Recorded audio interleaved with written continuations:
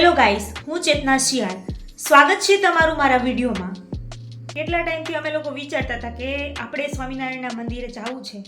સ્વામિનારાયણનું મંદિર જે અમારી હોસ્પિટલની નજીક, અમારું હોસ્પિટલ મતલબ કે હનુમંત હોસ્પિટલ, જ્યાં પ્રેઝન્ટમાં અત્યારે હું જોબ કરું છું અને ત્યાં જ રહું છું, તો ત્યાંથી નજીક, સાવ નજીક આવેલું છે એમ. તો પણ એક વર્ષ થવા આવ્યું અહીંયા હનુમંત હોસ્પિટલમાં, છતાં પણ એક પણ વાર અમે ત્યાં મંદિરે ગયા નથી. તો અમે લોકો ફ્રેન્ડે વિચાર્યું કે જાશું તો સાથે જ જાશું એમ. તો આજે ફાઇનલી અમે બધા લોકો ફ્રેન્ડ સાથે જવાના છીએ. તો હું બહુ ખુશ છું કેમ કે હું ફર્સ્ટ ટાઈમ જવાની છું, એટલા માટે. કેમ કે અહીંયા નજીક હોવા છતાં પણ અમને એવો ટાઈમ ના મળ્યો કે અમે ત્યાં જઈએ એમ. તો ત્યાંનો નજારો હું જોઈશ, વિડીયો બનાવીશ, તમને બતાવીશ. તો મારા વિડીયોમાં બન્યા રહો. અને જો તમને વિડીયો ગમે તો વિડીયોને લાઈક જરૂર કરજો. અને હું જાઉં ત્યાંનો વિડીયો શરૂ કરીશ, પછી યુટ્યુબ પર અપલોડ કરીશ. તમે મારા વિડીયોમાં બન્યા રહેજો.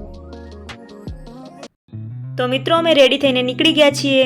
એમાંય ફ્રેન્ડો એટલે મજા જ આવી જાય મિત્રો, એમાં વાત જ ક્યાં કરવાની આવે. તો ફાઇનલી અમે મંદિરે પણ પહોંચી ગયા સ્વામિનારાયણના. તમે જોઈ શકો છો અત્યારે સાંજના સમયનો નજારો. આઈ થિંક અમે 5:30 પછી અહીંયા આવ્યા છીએ.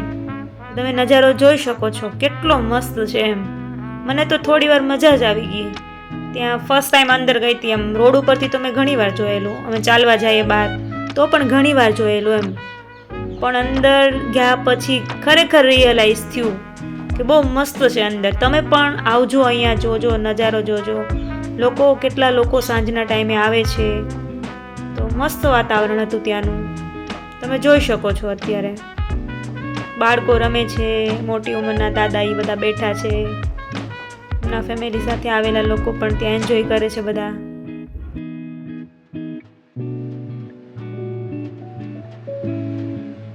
આ બધાને જોઈને તો ખરેખર મને મજા આવી એમ. મસ્ત વાતાવરણ છે અહીંયાનું.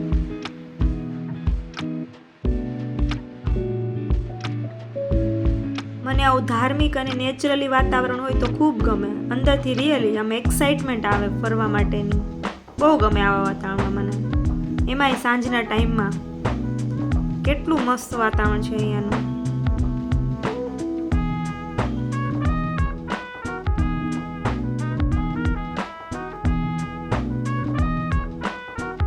તો મિત્રો, તમને ચાન્સ મળે અહીંયા આવવાનો તો શોરથી આવજો, કેમ કે અહીંયા ખૂબ મસ્ત છે, ફરવાલાયક, શાંતિવાળું અને માઇન્ડ ફ્રેશ થાય એવું મસ્ત વાતાવરણ છે. જે રોડ ઉપર જ આવેલું છે, હનુમંત હોસ્પિટલથી નજીક છે. બાયપાસ રોડ છે, નેસવડ ચોકડીવાળો, ત્યાં હાઈવે ઉપર જ આવેલું છે. તો તમે શોરથી આવજો એકવાર. અહીંયા મસ્ત વાતાવરણ છે અહીંયા.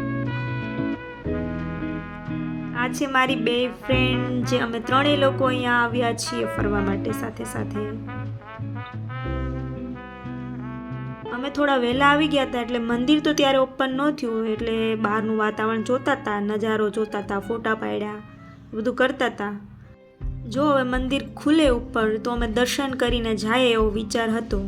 ઉપર તો જઈએ છીએ, જો મંદિર ખુલ્લું હોય તો દર્શન થશે, નહીંતર અંદરથી જો દિલથી ભગવાનને માનતા હોય તો પછી બધું આવી જાય એમ.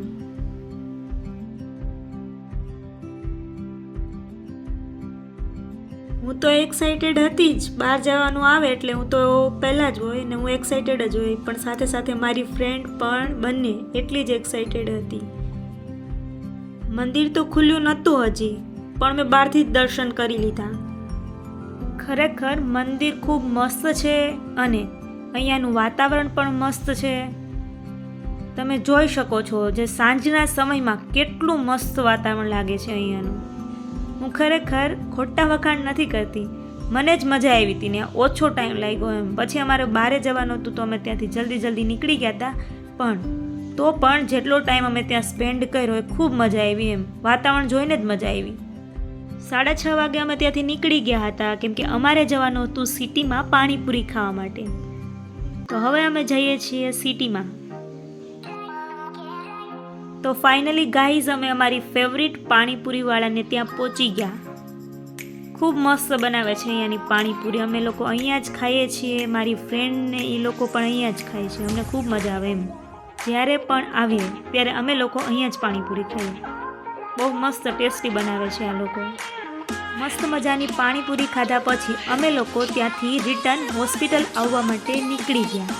ખૂબ મજા આવી પાણીપુરી ખાવાની. તો હવે મળીશું નેક્સ્ટ વિડીયોમાં. Bye bye.